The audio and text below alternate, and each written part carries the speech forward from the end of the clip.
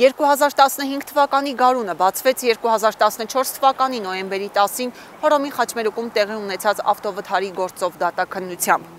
Սույն գործով դատական առաջին նիստը կայացավ Մարալիկում ապրիլի 16-ին, այն սակայն հետաձգվեց գործով մի քանի տուժողի և տուժողի իրավահաջորդների բացակայության պատճառով։ Ապրիլի 29-ին կայանալիք նիստը ևս հետաձգվեց միևնույն պատճառաբանությամբ։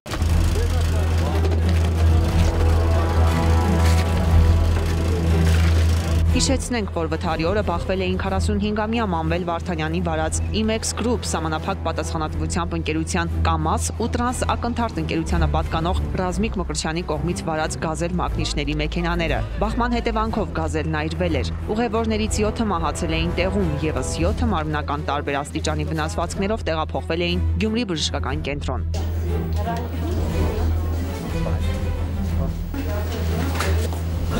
Կամազի վարորդ Մանվել Վարդանյանի նկատմամբ հարուցվել էր քրեական գործ Հայաստանի Հանրապետության քրեական օրենսգրքի 242 հոդվածի 3-րդ մասի հատկանիշներով։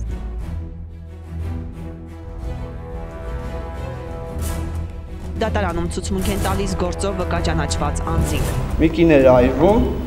վարված վազում էր։ Օգնություն ցույց տվեցիք նա։ Մանվելի ձայնը լսեցի, գոռաց, ֆռացինք, էլ բան չտեսա։ Հենց արված էլա։ Հետո մենք դուրս եկանք դաշտի մեջ, իջանք, որ օգնեինք, վառվել էր գազելը արդեն։ Հաց պետք է ուտեինք, ձայն լսեցինք։ Ու ես մեկից դուրս ելա արդեն գազելը վառել է։ Թե որ ավտոմեքենայի վարորդը ում չի զիջել, կամ նրանցից որ մեկն էր գերազանցել արագությունը, վկաների մեծ մասը հիշել չէր կարող։ Երկար ժամանակ էր անցել, շատ բան չէին հիշում։ 7 զոհ և մարմնական տարբեր աստիճանի վնասվածքներով 7 տուժած ուղևոր։ Հակասությունները շատ էին, մեղավորն ու անմեղն իրարից զատելը դժվար, կողմերի միջև վիճաբանությունն էլ շարունակական։ Պաշտպանական ճառերում ամբաստանյալի փաստաբան Լիանա Բալյանը առաջ քաշեց անմեղության կանխավարկածը, իսկ մեղադրող Արտյոմ Ավետիսյանը պահանջեց նշանակել պատիժ ազատազրկման 9 տարի ժամանակով։ Վերջին խոսքում Կամազ մագնիշի վարորդ Մանվել Վարդանյանն ընդունելով իր մեղքը միաժամանակ նշեց, որ ինքը հանցագործ չէ և բնավել տեղի ունեցածի մեջ չկար միտում կամ դիտավորություն։ Հռոմի խաչմերուկում տեղի ունեցած ավտովթարն ամբաստանյալը համարեց դժբախտ պատահար և ճանապարհային նշանների ոչ ճիշտ վայրում տեղադրելու արդյունք։ Ռեգին եղել եմ ստապ վիճակում, չեմ եղել հարված։ Մեքենան վարել եմ ոչ ոգելից քմիշի օգտագործած ազդեցության տակ։ Ասեի խմած էի, հարբած էի, իմ հաճույքների համար գնացել էի, զբաղվել էի, չկարողացա որևէ մի բան կազմակերպել, հարբած էի, հարբածության պատճառով եղավ դեպքը, նման բան չի եղել։ Լսելով ամբաստանյալի վերջին խոսքը դատարանը որոշեց Մանվել Վարդանյանի նկատմամբ սահմանել պատիժ ազատազրկման 8 տարի ժամանակով։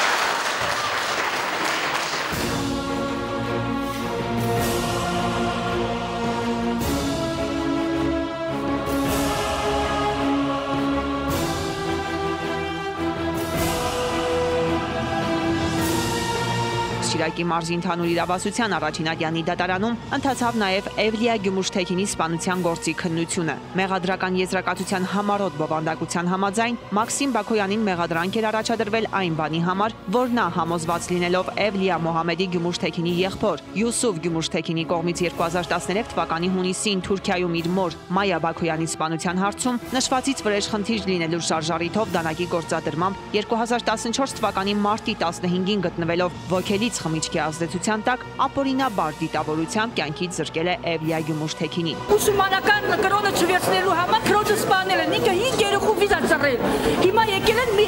սա ամբողջ թուրքերը եկել են հարձակվում են մեր վրա, ասում են լռել։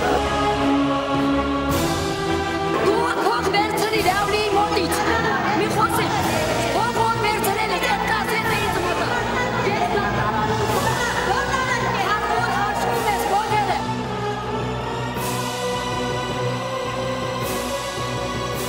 Դատարանում ցուցմունք տվեցին նաև գործով վկաները։ Վերջիններս միաբերան պնդեցին, որ ամբաստանյալ Մաքսիմ Բաքոյանը խելացի եւ հավասարակշռված տղա է, բայց փաստը, որ հարևան վկաները Էվլիա Գյումուշթեքինին տեսել էին սպանված գետնին ընկած, չժխտեց եւ ոչ մեկը։ Ամբաստանյալ Մաքսիմ Բաքոյանի նկատմամբ նշանակվեց դատաբժշկական եւ դատահոգեբանական համալիր փորձաքննություն, որի եզրակացությունը մինչ օրս չի ստացվել։ 2014 թվական, եսի 24, այսօրը ողբերգական դարձավ Գրիգորյանների ընտանիքի համար։ Շիրակի մարզի Գետգյուղից դեպի Երազգավոր ստանող ճանապարհահատվածում քանդված անասնագոմերի մոտ հենց այս փոսի մեջ հայտնաբերվեց Հարություն Գրիգորյանի դին։ Նրան սպանելու մեղադրանք առաջադրվեց Արման Կատունյանի նկատմամբ։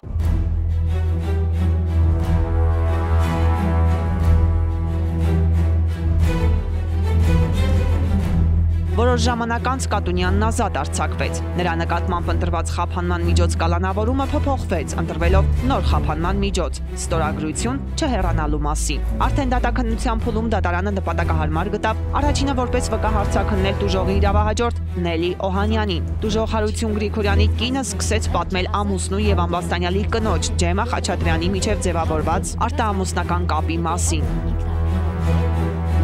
Նանայի օպերացիայի ժամանակ բանը, իմ ամուսինս գնում է իր ոտքերի օպերացիային, ծաղիկներով, ծաղկե փնջով ինձի եկան ասեցին, որ ծաղկե փնջով այն կգնաց, ես ապրես, շատ ապրես, որ գնացել ես ծաղկե փնջով սիրուհուդ մոտ լավ ես արել։ Տեսնեմ, այս ինչ չոք, այդ օպերացիայից հետո, մի ժամ բուկվալնի չի անցել, այս ինչ չոք, մեկ էլ եկավ, բանը, մեկ էլ աղջիկս ասեց, մամա, արի լնայի ասմա բանը, հլետ ամպարականի նայի, որ չոք բանը, սրպի ոնց որ դուր գա։ Նելի Օհանյանը նշեց, որ անկախ ամեն ինչից ամուսնու վարքագծի մեջ ինքը որևէ փոփոխություն չի նկատել։ Հարություն Գրիգորյանը եղել է սիրող ամուսին, հոգատար ու նվիրված հայր։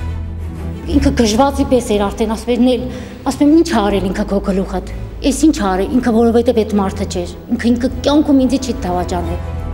Բախտագուշակն էլ իր հերթին է Հարությունին զգուշացրել, որ հեռու մնա այդ կնոջից, հակառակ պարագայում իրեն լավ բան չի սպասվում։ Դատարանն այնուհետ լսեց գործով վկա ճանաչված Շողիկ Կատունյանին, ամբաստանյալ Արման Կատունյանի մորը։ Վերջինս նշեց, որ հարսն ու տղան եղել են սիրով ամուսիններ եւ դեպքից օրեր առաջ են վերադարձել Սևծովյան հանգստից։ Ինչ վերաբերում է հարսի Ջեմա Խաչատրյանի դրսևորած վարքագծին, սկեսուրը տարօրինակ որևէ բան չի նկատել։ Զայրանում էր երեխաներով, որ ընդամպես երեխաներին կշատեսություն նույնիսկ դեպք եղել, երևի ես եմ սաստել, որ երեխաների վրա քիչ բղավի։ Գործով մյուս վկաներն էլ խոսեցին, պատմեցին, ով ինչ լսել էր կամ տեսել։ Բոլորի ցուցմունքներում կարմիր թելի նման անցավ շիկահեր կնոջ կերպարը, ում բազմից են տեսել Հարություն Գրիգորյանի հետ, հատկապես Վարդբախ կոչվող հանգստյան գոտում։ Այդ մասին հավաստեցին նաև հանգստյան գոտու աշխատագիցները։ Ջեմա Խաչատրյանի եւ տուժող Հարություն Գրիգորյանի միջև առկա արտահամուսնական կապի մասին լսողների թիվը մեծ էր, հաստատողներ սակայն չկային։ Դու չէ լսել եմ, ինչ տեսնիմ ես, տարդար չեմ եղել, մեկ էլ որ լսել եմ։ Նանային ապտոն է դով տաներ բերել, դու կդեք ու քնան է, ինձ ինչ կա, ես արևամ։ 10-15 թվերի, հաճախակ կար, բայց կար առավա սանդուկ կար։ Կարող նկարագրել ինչպիսին էր։ Ямազերը կար էր, սպես, շեկ, բայց ես հեռվից եմ իրան տեսել։ Բայց ավտոն երբ անից է կանգնած, սա կին էր, շեկ գլուխ կին էր, զիվոր կողմ գնաց ու մեքենայից 20 մետր հեռացել է, ձերքով այդ աշխողմի հատվածը ցույց տվեց։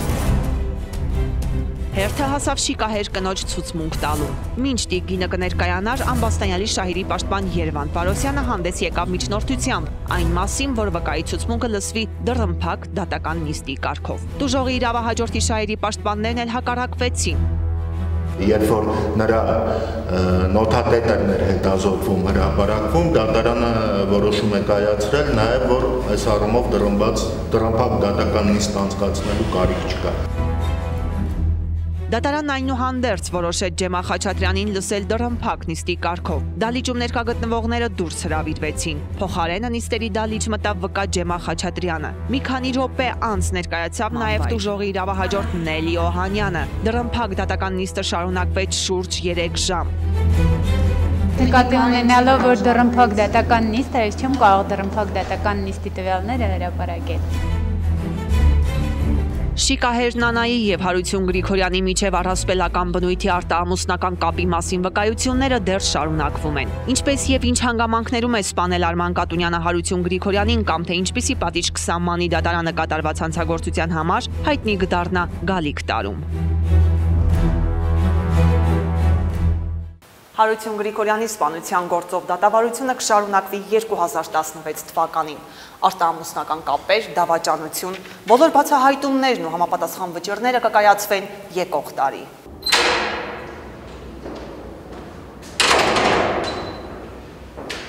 Գալիք տարում բոլոր ընտանիքներում թող գերիշխի սերը, հավատարմությունը եւ վստահությունը։ Լեգենդներն ու առասպելները թող վկայեն միայն այդ մասին։ Շնորհավոր ամանոր եւ Սուրբ Ծնունդ։ Ալա Բաղդասարյան, Արթուր Մարգարյան, այսօր։